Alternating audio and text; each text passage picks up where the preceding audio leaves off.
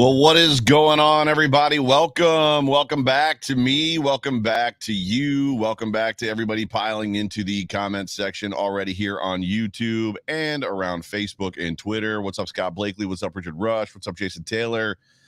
If you're in the chat room and I don't see you yet, please do me a favor and wave or say hi or do something to that effect. But it's so good to have every single one of you. Welcome to the Overreaction Sports Podcast, brought to you by the market dominator on the Buffalo Rumblings podcast and vidcast network. My name is Joe Miller. I'm the host of this here show. Been on a little bit of a hiatus, if you will, and I'm going to be honest with you. I kind of wish the league season started a little bit later. I was enjoying the break, fam. I'm just going to be honest with you. I was enjoying the break. It's nice to not have to worry about doing a show on Sunday. I'm just being honest. But it's good to have every single one of you with me as we're going to kick off the league year, kick off 2022 officially. Who else we got? EB is in the room. I'm trying to scroll down here, but for some reason it won't let me scroll down on my screen. I apologize. I see Harith, Missouri, Brian Bowers, I see C. Fitz, I see Jason Humbert, I see EB is in the room. So yeah, I don't know what's going on with my my other screen here, but it's not working too well. But as we always like to say here on the Overreaction Sports Podcast, whether this podcast finds you around a cup of coffee, at the gym with your AirPods in, on the drive to work, or watching me live right now, let me just say one more time, welcome. Do me a favor, make sure if you are on YouTube to like and subscribe to our YouTube channel here, Buffalo Rumblings. We are Super Chat Live, and we do have our first Super Chat. It is from Scott Blakely. What's up, Scott? Good to have you a part of the show. What are the chances we go after Chandler? And should we? Chandler Jones. I'm going to be talking quite a bit about Chandler Jones in this here show. So, Scott, do me a favor, just be a little bit patient. What's up, Robbie? I see Robbie. Brian Bowers is in the room. It's good to see all of you guys. Crazy Killer 30. What's up, T. Estelle, my sister from another mister? It's good to see you. The Swami is in here. Scott Lapp is in here. It's good to see all the old folks returning. Dan O'Gorman, good to see him. Sure, Chandler Jones. We're going to talk about a lot of this stuff. But so this is the one thing that I know, and I got to make some tracks here. And what I mean by that is I got to get going, because when you don't do a show for 6 weeks and you're effectively muzzled, you end up putting together entirely way too much content. And I have a lot of content. So this isn't a two-parter. I've got one show, and then the John Fina show, the Off Tackle with John Fina show, is tomorrow and at 9 p.m. And and then and then free agency starts Wednesday. But here's the thing. So this show going forward, mark your calendars, put it in your, I don't know if you put it in your phone or just pencil it, etch it in your brain. This show from now on, the Overreaction Podcast from here forth, going forward, is going to be at 8 p.m. on Sunday nights live. So I'm actually going to move it back from 9 p.m. to 8 p.m. for a lot of reasons, but just keep that kind of in your mind. But let's get to some NFL stuff. Breaking news, Isaiah McKenzie, as of about an hour and a half ago from the time that I went live, before I went live, I should say, Isaiah McKenzie has re-signed per the Buffalo Bills, per Isaiah McKenzie himself, and, of course, Adam Schefter. He is re-signed to a 2-year deal. The details of that contract are not out yet. My guess is, looking at other contracts, he's probably going to make between $7.5 and $8 million a year. That's just a guess. It could be a little bit more. It could be a little bit less. More breaking news. Literally a half hour or 45 minutes before I went live on the show, Tom Brady is officially coming back to the NFL to play in his 23rd season. Both of those things changed the landscape for free agency in the NFL. Both Isaiah McKenzie for the Buffalo Bills changes the landscape of free agency, and Tom Brady coming back changes the landscape of free agency for the Buffalo Bills. And unless you've been living under a rock, you probably know what I'm inferring or alluding to already. Jeff King in with the super chat. Jeff, so good to see you, buddy. Joe, always a pleasure. Hope things are well. Things are great, my man. Jeff and I actually talk offline often. Jeff has become a good friend of mine. I appreciate you, Jeff. Thank you so much for the super chat. So this is what's going to happen as well. So the Endless Mountain Derelicts, I love that name, has he said he's already heard $8 million for Little Dirty. So yeah, so somewhere between that 6.5, 7.5 to 8 is probably what my guess is going to be.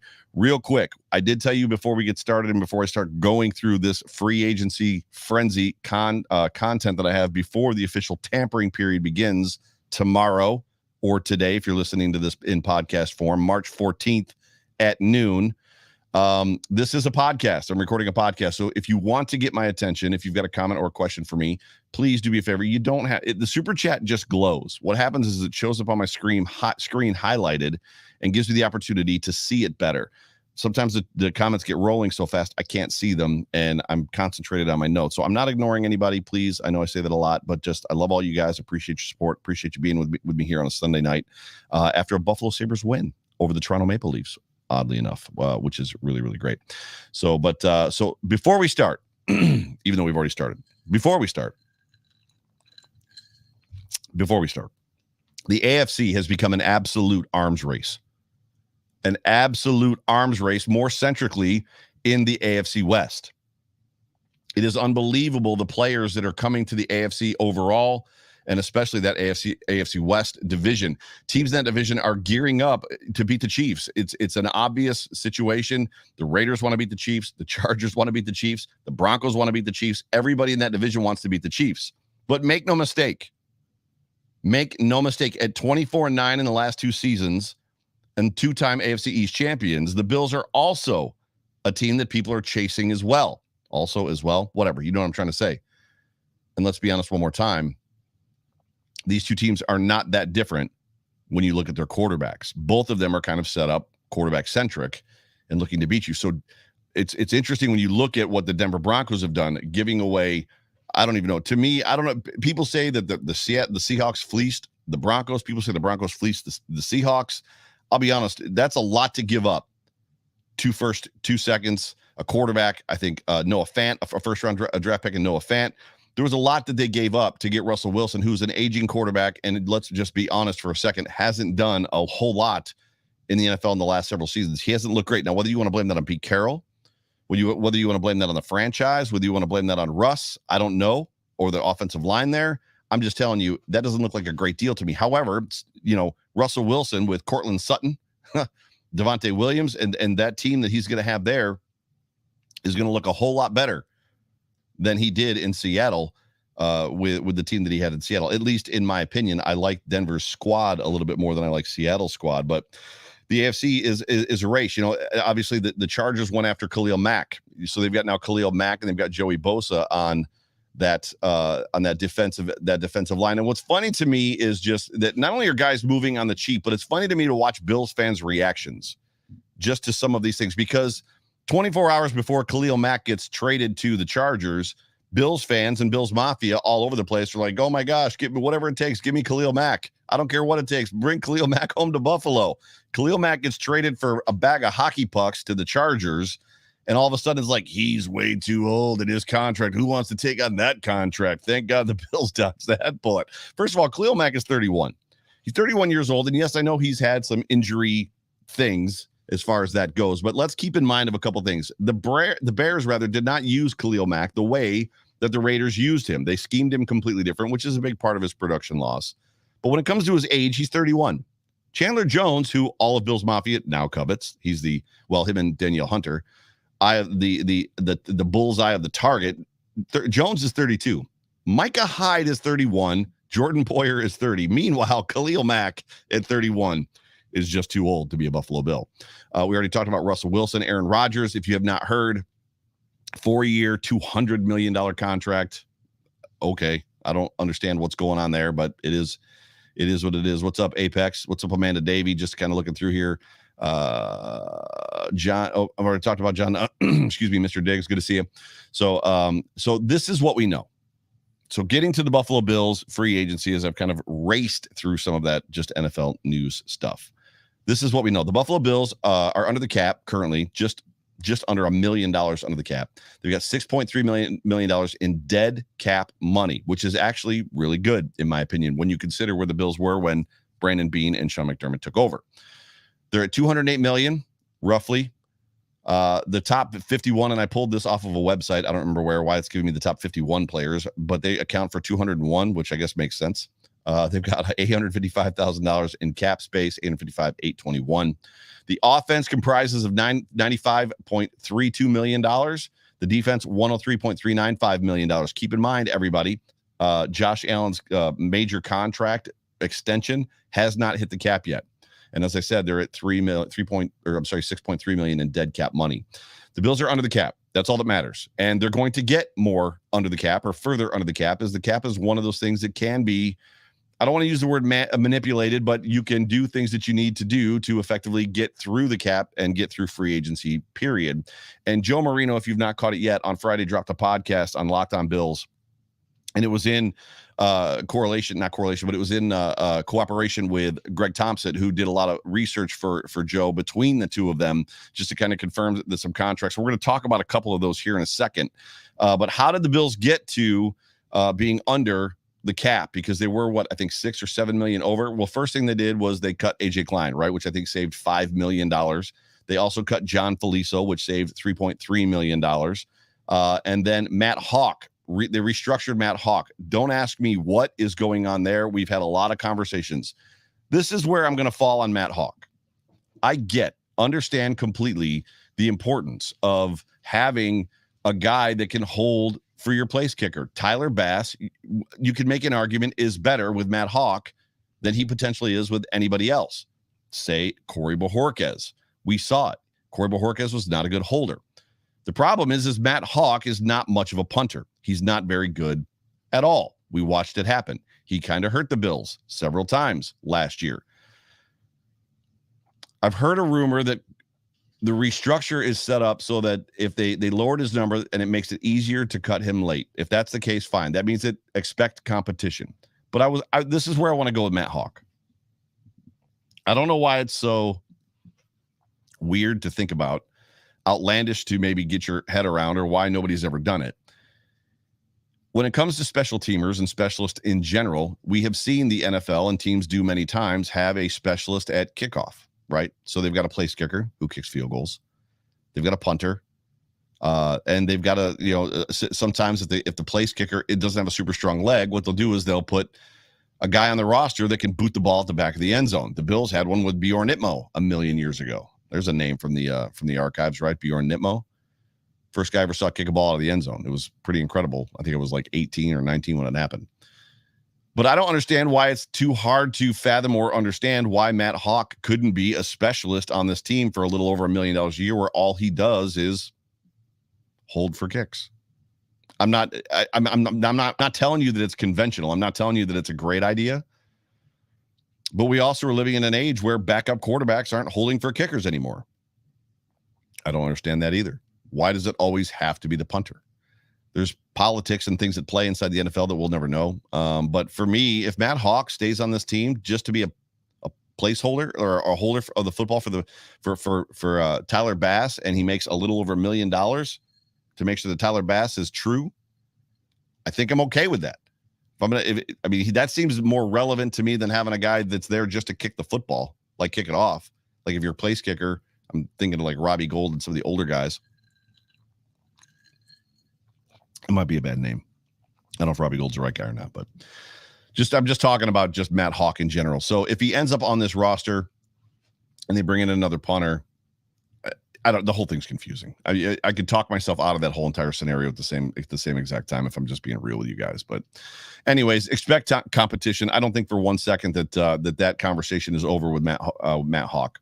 As we said, John Feliciano was cut, AJ Klein was cut, and the Buffalo Bills have given Cole Beasley permission to seek a trade. Cole Beasley, if they cut him today, is basically worth $6.5 million against the cap. So they're going to save 6.5, which immediately puts the Bills at about $7.5 million under. This is what I think happened there. The Bills went to Cole Beasley and said, hey, we want to keep you. However, we don't want to keep you at this number. How would you like a couple more years? Cole Beasley probably said, no, I like making whatever it is, $8 million or $7 million a year. I don't think as well that Cole Beasley likes New York State. I'm not saying he doesn't like the Buffalo Bills. I think he loves the Bills. I think he loves Josh Allen. I think he loves this franchise. I don't think he likes living in New York State. Why? Well, Cole Beasley's from Texas. Cole Beasley started his professional football career in Texas. What does Texas not have? State taxes. State taxes, when you're talking 10 to 15% on $8 million, is a lot of money. So if Cole Beasley can find himself in a position where he can work a trade and end up back in a southern state, Florida, Tennessee, Texas, one of those places with no state tax, he stands to save a whole lot of money. So therefore, Cole Beasley was probably He probably told the franchise, I don't want to do that. I don't want to take a pay cut. Therefore, the Bills told him to go ahead and seek a trade. As of this moment, we have not heard anything. I doubt highly that you're going to see a trade for Cole Beasley. That's just my thought. So the Bills probably, more than likely, are going to cut him. What I'm going to do real quick, Eric Lambert says, just a holder. I know it's not conventional. You heard me say that. Don't make fun of me. He's got a whole bunch of LOL emojis up there. I'm just saying, if you can have a specialist that all he does is kick the football off, why can't you have a specialist that just holds the football? Anyway, sorry about that. Unrestricted free. I'm going to go through the free agents real quick. I'm going to fly through these things because we're already 17 minutes into this program. So restricted free agents, the only one the Buffalo Bills have is Ryan Bates. I expect the Bills to re-sign Ryan Rick Bates.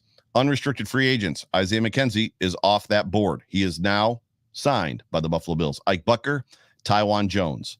And then when we've got just names that and I've got a couple salaries for them. Jerry Hughes, Spot Track has him at 2 years, $6.2 million a year.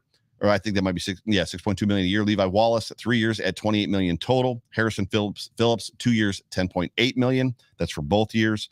And then Justin Zimmer. Again, I'm going through this stuff kind of fast. This is kind of like a recap of a show that we did towards the end of the season. Cuts or restructures on this Bills football team. Stephon Diggs, Mitch Morse, Jordan Poyer are all eligible. They can save $9 million, $8 million if they restructure them. Jordan Poyer, $7 million. Micah Hyde, Cole Beasley, we talked about. Star, Darrell Williams. I think those are cut numbers is what I've got here, actually. AJ Klein. Darrell Williams is a hot topic for a lot of content creators. Bills content creators want to cut him outright, to include Joe Marino. Mongo Feliciano also cut. AJ Klein, I think I said cut. Cody Ford, they say $1.5 million for cutting him. I'm not going to get into those figures. I'm not going to go back. You can look them up. So here's the thing. What the Bills are in need of is cap space, especially when the tampering period begins tomorrow at noon, or today at noon if you're listening on Monday, 12 o'clock. And then the official free agency opens at 4 o'clock on Wednesday, the 16th. Is that right? The 16th. There is an ability to create cap space. We've seen the Buffalo Bills do this as they moved from being way over the cap, not way over, but over the cap, to just short of $1 million under. Again, it's not manipulation. It's just smart cap management. And I don't know enough about the cap. Greg Thompson is the ace when it comes to this kind of stuff. I don't know enough about it to really explain the void years and all that kind of stuff and how they move money around and how if you guarantee this money now, it lightens the cap hit to now and later. Dude, I'm not that into math. I apologize. It's just not necessarily what my strength is. I just know that you can maneuver the cap enough to get yourself around. And I believe Joe Marino in his scenario got the Bills over $30 million in cap space. I think it was 38 or something like that, which is a lot. It's significant. And to be frank, it's probably enough. And if I was to give you an example, as a lot of people like to get angry about the fact that anybody that talks about manipulating the cap or the cap isn't a real thing, they get angry. Let's say, the cap ain't a real thing. Well, Aaron Rodgers just got signed, as we talked about a second ago, by the Green Bay Packers for $200 million. The Green Bay Packers are way over the cap. They also franchise tagged Devontae Adams. So they're on the hook for two players for about $70 million. And they're already over the cap, or they were over the cap. So they've got some work to do. Space can be created. To give you some of that information, and I apologize, I am going fast. Joe Marino, after cutting guys like Darrell Williams, Beasley, Feliciano, Medikevich, and restructuring Dawkins, found $23.9 million. And then what he decided to do after that was restructure. Now, I'm not saying that this is what I would do. I'm going to kind of give you some thoughts in a minute. This is just what Joe was talking about on Friday. Go back and listen to his show. It was really good. Then after he created that space by cutting those guys, effectively what he did was he then went to restructure three guys, give them new contracts, new money to create more space. Those three guys are as follows. Stephon Diggs, a new 6-year, $112 million contract would put him in line, with Tyreek Hill, creates $8.6 million in cap space. Re-signing Mitch Morse for 2 more years. Actually extending him, I should say. 2 years, $20 million creates another $3 million. Jordan Poyer for another 2 years. $25 million creates another $3 million in cap space. So there are ways to do it. There's ways to get around this whole cap idea, this cap situation, that you can be creative. And make no mistake, Brandon Beane is a smart guy, and he's got smart guys around him.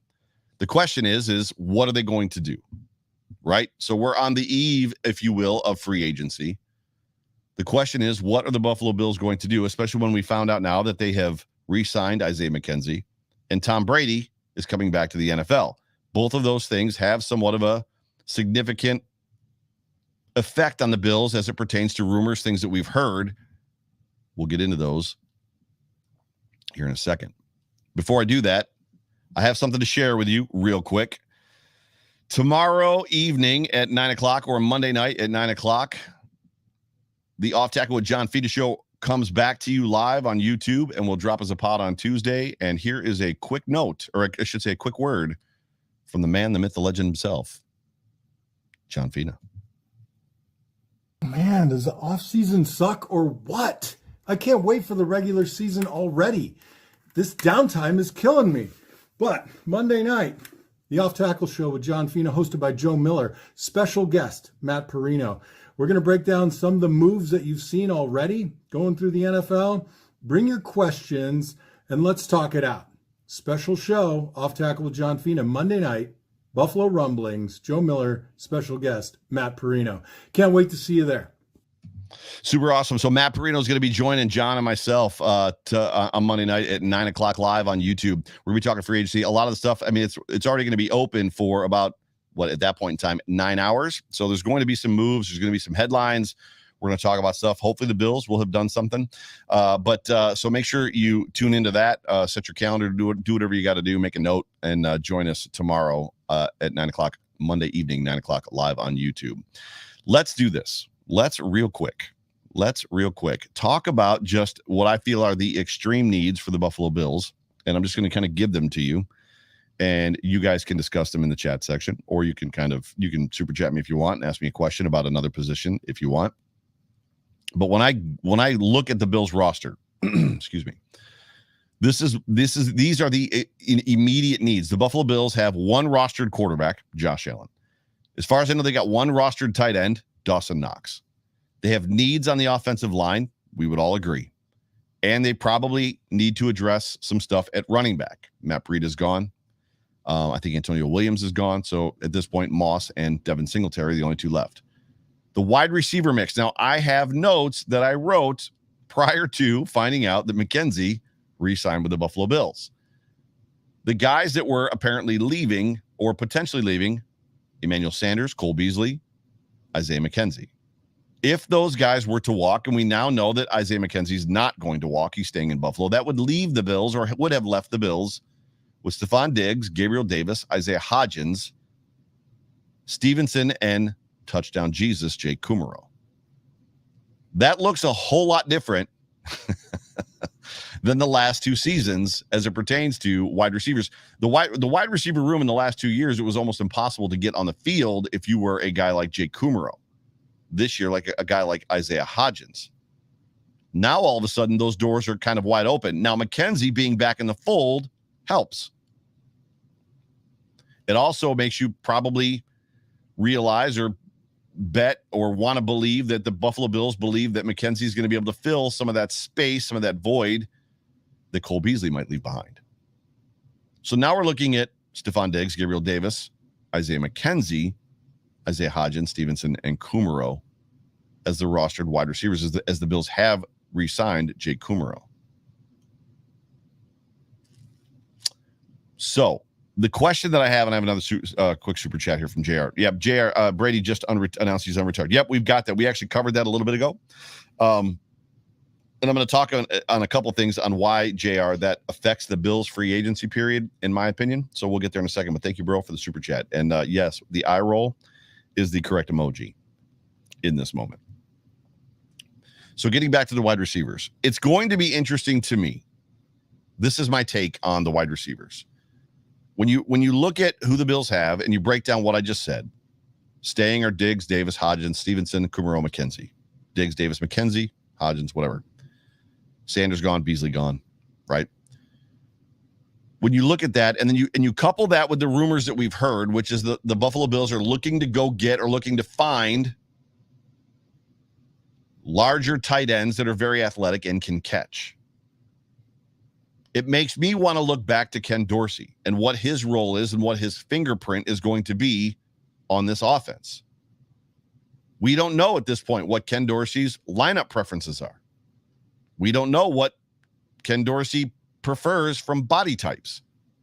We don't know if he likes big guys. We don't know if he likes little guys. We don't know what he wants from the running back role. We don't know at this point what he wants from the tight end role. Now, here's the thing. Yes, I know he's going to be running Daboll's scheme, but don't think for 1 second that he's not going to adapt Daboll's scheme just a little bit to maybe fit some of his preferences, maybe fit what he thinks might work better. Obviously, to fit whatever the landscape in free agency looks like, what's available. You could say that you want a bunch of short, fast wide receivers, but if you don't have or they're not available to you, it becomes a little bit difficult to try to force that on your offense. So I'm really excited to see as free agency plays out and then the draft happens to kind of see where the Buffalo Bills find themselves in some of these bigger bodies, especially rumor situations. Now on defense, the safety is a solid group. The safety group is solid. We know that. You've got to think about a cornerback, CB2, and then maybe another cornerback to bring in or two to kind of compete. I expect at this point Levi Wallace to walk. The Buffalo Bills are in need of depth at linebacker. Probably going to see that happen in the draft. The defensive line. And again, we're talking about, just to kind of remind everybody, we're talking about immediate needs that I see for the Buffalo Bills. The defensive line, the highest paid group in the league in the last 2 years running, and they were the most disappointing, in my opinion, and I think a lot of you share that opinion as well. We got Harrison Phillips, in my opinion, will be back on the defensive line as far as the defensive tackles. Starr at Oliver. And I would like to see Justin Zimmer back, and I somewhat expect it. He's not going to be expensive. He's a high motor guy, brings his lunch pail to work. From a defensive end standpoint, an edge rusher, if no one is resigned, which means that Jerry Hughes is gone, Addison is gone, we've got Groot, Epinesa, Boogie Basham, and that's it. Those are the guys.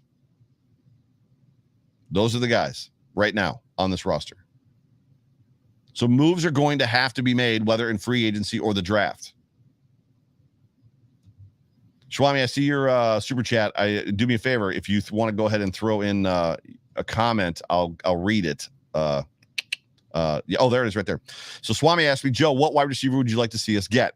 Don't get ahead of me. It's coming. It's coming, my friend. Sit tight. Couple more minutes. Stick with me. Yes, Daniel Gauris says D-line overpaid, underproducing. So moves are going to have to be made, especially on the defensive line, whether in free agency or draft. Obviously, and we're going to get to this too, Danielle Hunter would be an amazing fit. I don't know if it's Daniel or Danielle. It's spelled Danielle, but Danielle seems strange to me because it's Danielle has always been kind of a female's name. So I don't know if it's Danielle, whatever. Mr. Hunter. We'll call him Mr. Hunter. In this moment, I just have here as a blurb that Daniel Hunter would be an amazing, amazing fit. Richard Greenwood says that Starr won't be good enough to make the 53. I disagree highly. It'll be interesting to kind of see where Starr comes in, especially coming off of COVID, which a lot of people, he lost his starting role due to the COVID stuff after having it, and he kind of wasn't the same player through the rest of the season, and Harrison Phillips kind of came on and took his spot. But I would be wildly surprised if Star Lotulelei is not on this football team. So it's pronounced, Adam Faber says it's pronounced Daniil. That's different. That's different than I've ever seen it. Daniil Hunter. Nice. Oh, there it is again. So Apex says Daniil. Or Daniel? Is that Daniel or Daniil? Anyway, Mr. Hunter. So the rumors surrounding the Buffalo Bills, as I just gave you, right? I just gave you the immediate needs as Joe Miller sees them on both offense and on defense. The rumors surrounding the Buffalo Bills, one wild one a couple weeks ago or a week ago, was Rob Gronkowski. You can pretty much assume that ship has sailed, no pun intended, being that he's a Buccaneer. My guess at this point is he's going to go back to Tampa and play with Tom Brady if they can afford him, which I'm sure that they'll find a way to. The second one for me, as far as the rumors go, that we're going to talk about real quick, is Saquon Barkley. In my opinion, Saquon Barkley is the best running back in the league talent-wise. Hands down, the best running. I know Yes, Christian McCaffrey is dynamic and he's electric. I still believe that when you stand them next to each other and you ask, Saquon can catch. Saquon is fast. Saquon is enormous. He's got tree trunks for legs. And I know that's not a talent, but regardless, he's got tree trunks. I believe that Saquon Barkley is the most talented running back in the entire league.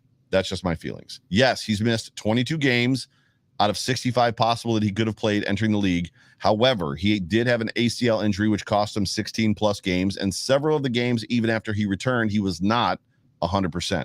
He is not fragile, nor is he made of glass. Now, I'm just responding to the rumor because a lot of people don't like Saquon Barkley and they don't want him necessarily on the team. I've seen a couple of polls, whether it was on Twitter or Instagram. Who would you take? Would you take Saquon Barkley? Would you take Christian McCaffrey? And everybody seems to be wanting to take Christian McCaffrey, who was legitimately made of glass.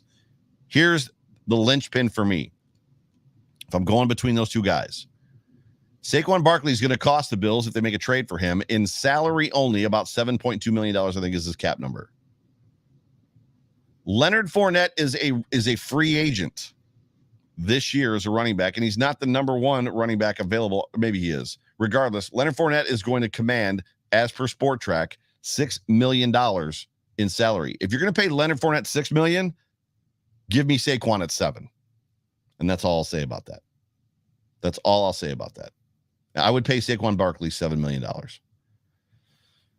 I got more on that in a minute. Evan Ingram is another one that has been rumored to be coming to Buffalo. This is where that conversation that I had about just Ken Dorsey and what he's looking for in body types, because it seems like they're looking for an outside tight end body type guy, right?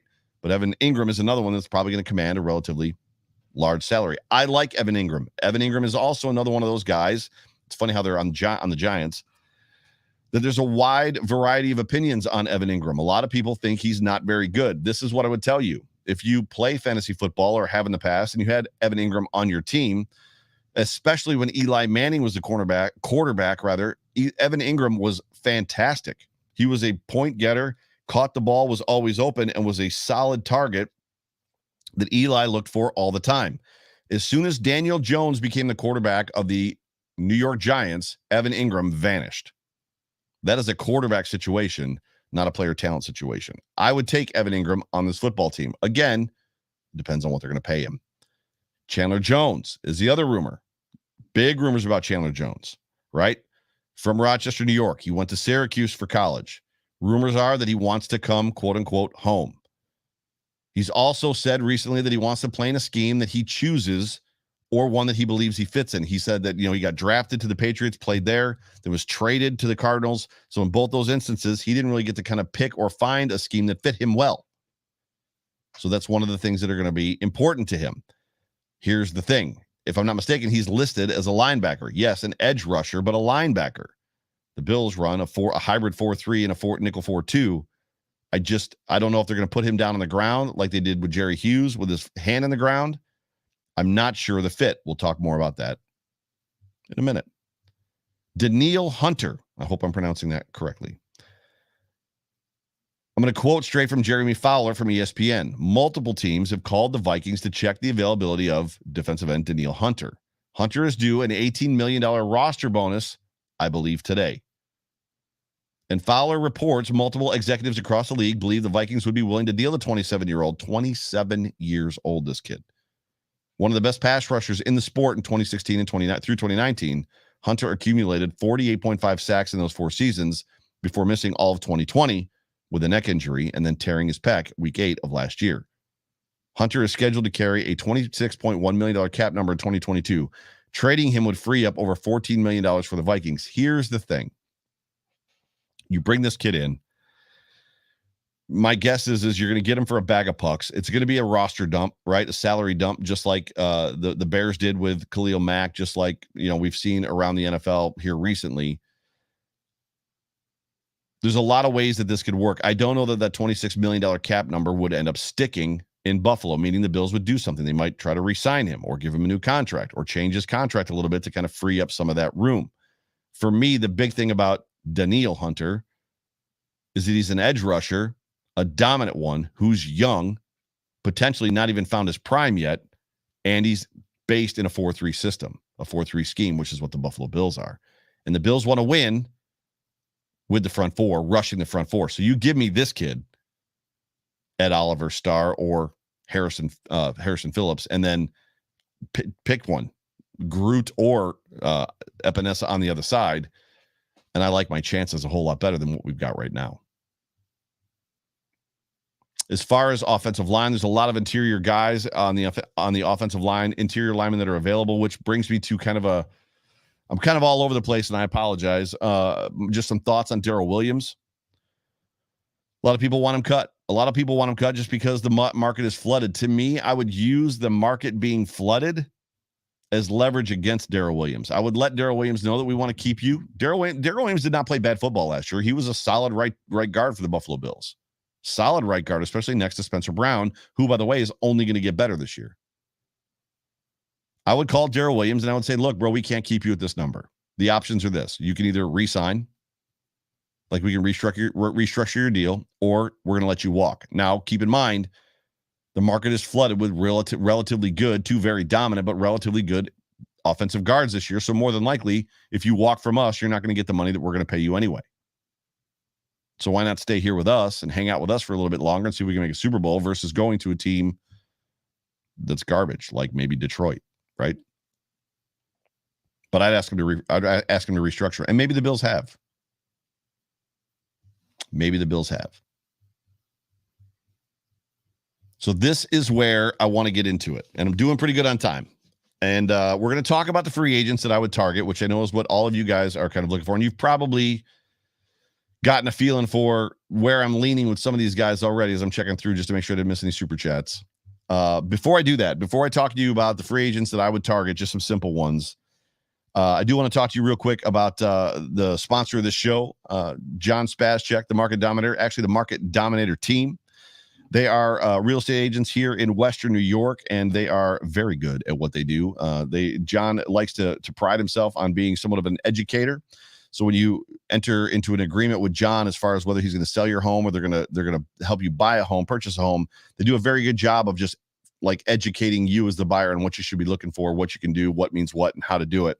And kind of a big part of that is actually they're beginning the Market Dominator team, which is him and Scott Catillus now. They're actually opening a YouTube channel, and you can find it at Market Dominators team. And they're going to effectively be doing a lot of podcasts and videos on teaching people what they should be looking for when it comes to buying homes, what they should be looking for when they're trying to sell homes, and just things that are going on in the market. I'm really excited for John and the Market Dominators team for this. And last night, Saturday night, they actually had an event. Karen Love for their clients is what they called it. And I was there. It was fantastic. I've never been in a situation where a real estate agent bought out. We went to Strikers bowling lanes in West Seneca, but he bought out a whole bunch of lanes there, had a whole bunch of food, had a whole bunch of giveaways, and just basically loved on those of us that have used him in the past. And it was a lot of fun. And then tomorrow there's actually going to be a breaking press conference for the Market Dominators team that will be released on YouTube as well. So go to his YouTube channel, the Market Dominators team, like and subscribe if you want to learn more about if you got, if you're looking to buy a home soon or sell a home. And then make sure you give him a call, him and Scott a call at 716-570-3298. That number again, 716-570-3298. Now, free agents that I would target. Quarterback. It's where we all want to start, right? Quarterback. The Buffalo Bills need not only one backup quarterback, they probably need two. So the first one they're going to do, the first thing they're probably going to draft a quarterback would be my guess in the late rounds. A guy they can bring in, kind of grooms, kind of see what happens with him. JR says Brady is a expletive delete. Now, from a quarterback standpoint, from the guys that are available, and I'm not going to go through, we don't have time for me to go through all the guys that are available at every position. So I'm just going to kind of give you the guys that I would go after real quick. Now, my heart says at quarterback to go after a guy like Tyrod Taylor, Ryan Fitzpatrick, right? Tyrod Taylor would fit in this offense. The way that he runs, he seems to, in the last couple of years, have gotten more aggressive, throwing the ball over the middle and getting the ball out. Now, look, I'm not talking about letting this guy start. I'm not saying that he's going to come in and he's going to challenge Josh Allen. Josh Allen is the number 1 or number 2 quarterback in the NFL.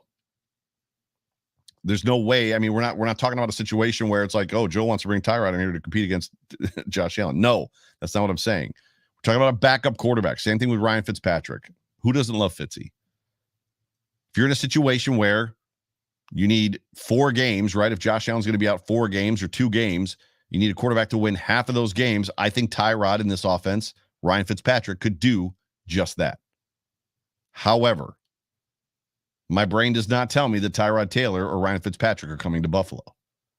My heart says that. My brain tells me that Kyle Allen is going to be the quarterback that the Buffalo Bills go after. Why in the world would the Bills go after Kyle Allen? Well, he has starting experience. Kyle Allen has played in the NFL. He's played NFL football. He's not bad, right? 63% completions. The question is, as we talked about, can he win half the games he's going to play? I don't know. He's 7-10 as a starter, and he was on bad football teams at that. He's going to be cheap, which is a really big word. And most importantly, him and Josh Allen are very good friends.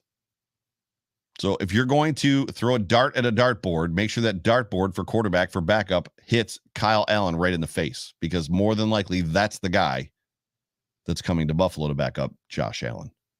We can call them the Allen brothers. Running back.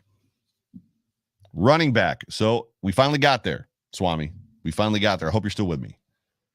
Running back. I'm out on McCaffrey. I think you probably already figured that out. I covet Saquon Barkley. Realistically, I covet Saquon Barkley, like for real, covet that guy. I would love to see Saquon.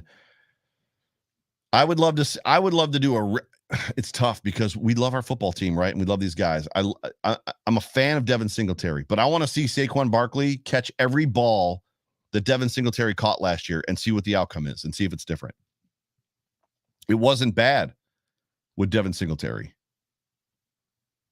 But man, Saquon Barkley is just another level. So I covet Saquon Barkley, love him. However, realistically, I'm not sure that either of those happen, McCaffrey or Barkley. I believe that the Carolina train to Buffalo stops at McCaffrey. I don't think he's going to make it to Buffalo. And I don't believe that the New York Giants train to Buffalo is going to start with Saquon Barkley. Might start with Evan Ingram as a free agent, but I don't think they're going to trade us Saquon. Realistically, thinking about who the Bills are going to bring me Cordell Patterson. That's the guy that I'm looking for to come here. And Jay Spence the King is also high on Patterson. Patterson, I think, is probably a little bit high on Buffalo. If you go onto Twitter right now and you tweet at him and tag him and say something about coming to Buffalo, he'll actually like your tweet. He's also a solid return man. He's got gas in the tank. He's a big dude. He's really fast. He brings something that's completely different than Moss and Devin bring. Cordell Patterson. Or I wouldn't shake a stick at JD McKissick either. Either one of those two guys for me is probably where the Bills are going to land, if I had to guess. Wide receiver. I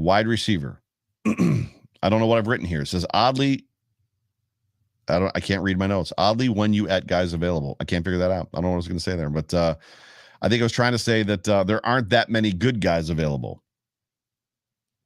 And the funny part about them, there not being a lot of good wide receivers available out of a couple, right? Allen Robinson, Michael Gallup, maybe. I'm not sure that there's many there that you would rather have on this football team than Cole Beasley. I mean, that's one of the things that you have to think about in free agency. If the Bills bring in kind of a scrub wide receiver, are you happier with him than you are Cole Beasley? I'm just not so sure. And I know a lot of people are high on Christian Kirk. You're probably not going to be too high on Christian Kirk when you find out that he's expected to get $15 million a year. $15 million. That's just short of what Stephon Diggs is getting. Actually, I think it's more. It's just short of what Stephon Diggs is getting if you extend him. The guys out there aren't going to make your eyes pop, which to me explains why the Bills, I think, are targeting an elusive pass-catching tight end, right? I'm going to say that again. the limited numbers, and there's guys, you guys are putting all your names in there, which is great. I like Chase Edmonds, and there's guys out there I would like. I just don't think that, stick with me, Christian Kirk is another dimension. I don't think the guys that are there outside of Allen Robinson and a couple other ones are better than Cole Beasley. Christian Kirk is not worth $15 million, in my opinion. The guys out there, as I was saying, are not going to make your eyes pop, right?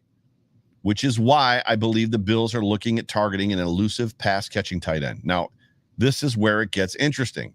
Gronk, off the table. Evan Ingram, right? So Evan Ingram is available. He's a free agent. Zach Ertz, there's that name again. It's funny because there was a big, before the season last year, we thought for sure the Bills were going to eat into the season, up to the deadline. We thought the Bills were going to make a move for Zach Ertz. The Bills didn't, and the Bills Mafia did what the Bills Mafia did. Oh, we don't want that guy anyway. After we spent 3 weeks wanting him, or 4 weeks wanting him. He goes to Arizona, and he actually played pretty well. He's got some gas in the tank. How about CJ Uzama, who's kind of come out of nowhere? I don't think he's going to want to leave the Bengals. I think he loves being a Cincinnati Bengal. There's a lot of talent available at tight end, even with scratching Gronk's name off. The question is, what do the Bills need to complement Dawson Knox and Reggie Gilliam? Keeping in mind that Reggie Gilliam plays a little bit of tight end here and there. Frankly, the guy, if you want to know what guy I'm going after at tight end, Hayden Hurst. I'm going after Hayden Hurst. Big, fast, he can catch, and he's not going to break the bank. He's a grit guy. He plays with an attitude. He plays with anger. Bring me Hayden Hurst. And then draft a guy. We already talked about the offensive line. I would, like I said, leverage the pool that's out there against Williams to see if we can get him to restructure. They're not going to get a guy like Scherf. He's going to be way too expensive. I would love Ryan Jensen. Obviously, we have Mitch Morse, but Ryan Jensen's going to go back to Tampa now that Tom's returning. If you're looking at a guy at guard, Laken Tomlinson would be probably a nice fit if Williams doesn't stay. Defense, and I'm going to be wrapping this thing up soon here. Defense, when for a defensive tackle, when Quentin Jefferson is ranked the number 6th defensive tackle available, you kind of know where that puts us.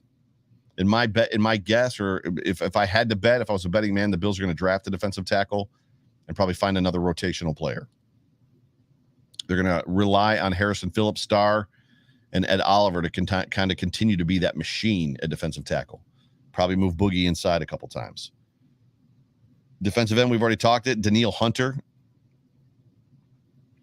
I'm probably out. I mean, it's Chandler Jones is the other edge guy, but I'm not sure. Again, as I said, if Chandler Jones is a fit in Buffalo based on the scheme. I guess it depends on what they're going to ask him to do. The Bills don't really put linebackers in a situation where they're going to rush all the time. The Bills don't have a Von Miller, Chandler Jones, pin your ears back guy. That's not what they do. The scheme doesn't fit it at linebacker. I mean, frankly, that's not what I see happening. I mean, especially with Klein being gone, there's a hole there at linebacker. The Bills run a nickel 4-2 base, which we all know. Yeah, but Joey's an edge guy. I know he's an edge guy. But the base scheme matters. I guess for me, it all depends on how they see him. And that's what we talked about. If I'm looking for a guy, if I'm picking a guy to bring in to kind of fill that backup role or kind of be in that mix, that rotational mix between Milano and Edmonds, I'm probably looking at Bobby Wagner, which is a guy that we've talked a lot about on Twitter. He's got my attention. Again, mainly due to the scheme. And then cornerback. The only thing I can tell you about cornerback is this. Levi Wallace is ranked 9th out of 10 cornerbacks available in free agency right now. 9th out of 10, and he's expected to get 3 years, $28 million. If I had an expectation, the Bills are drafting a cornerback. I just don't see how you pay Levi Wallace, even if the market is bare and you know him and he knows your scheme and he does exactly what you want him to do. I can't see paying Levi Wallace 3 years, $28 million. I just can't see it. That would surprise the heck out of me. There you have it, ladies and gentlemen. I have just now put about 3 weeks of content inside of one episode leading into free agency Monday, Mark your calendars, get on Twitter and social media, wherever you get your Buffalo news or your Buffalo Bills news, your NFL news, even if it's the NFL Network on in the background. 12 o'clock on Monday, the tampering period begins. The tampering period ends on Wednesday at 4 o'clock, and that's when the official signing period begins. I'm going to be honest with you. I hate this setup in this format. I know the NFL bowed to giving, kind of removing that tampering thing, because we all know that tampering was going on, in situations in years past where at 4 o'clock, at 4:01 on Wednesday when the league year opens, the Buffalo Bills and whoever else have signed these two guys, and they're actually in the building and just signed their contract. It's like, how did you not tamper? Free agency opened 5 minutes ago. The dude is on site and he's already signed his contract. There's no way you were not talking to him for the last 2 weeks. So I know the NFL has put this tampering period in place to kind of absolve everybody from being guilty of tampering. The problem is it loses its excitement because everything gets announced. So there's I don't know if you guys, how many of you remember or are old enough to remember, being really excited about what we were going to hear at 4 o'clock on, the first day of the league year. But so anyways, tampering period begins on Monday noon, and the signing period, free agency, opens up on Wednesday at 4. Tomorrow, Monday, 9 p.m., as I told you, John, the Off Tackle with John Fina show returns with myself and John, a special guest, Matt Perino. We're going to be talking about all this stuff that we've just been talking about now. We're going to hear from Matt as far as what he thinks the Bills are going to do, where he feels like the Bills are going to be strong, or they're going to be, press and kind of like take stabs and take dives into free agency, and maybe where they're going to hold back, and maybe they're going to just kind of stick with the guys they have. And just from his opinion, I love Matt. Matt's a good friend of mine. John told me that Matt was his favorite beat reporter, so that's cool. So I'm glad we got Matt on the show. Tuesday, I believe Code of Conduct is going to return with @JSpence the King, and then we'll see about Wednesday. There may be a Hump Day hotline, there may not be. I'm not sure as of yet. But ladies and gentlemen, I should get it, like, do those arena shows. Ladies and gentlemen, you have been tuned into the Overreaction Sports Podcast, brought to you by the Market Dominator team on the Buffalo Rumblings multicast, vidcast, podcast network. I'm your host, the voice of the Overreaction Sports Podcast. My name is Joe Miller. You can find me on Twitter @JoeMillerWired. It is so good to be back. It's so good to have all you guys back. Appreciate every single one of you guys. Until next time. And next time is tomorrow at 9 p.m. Until next time, go Bills.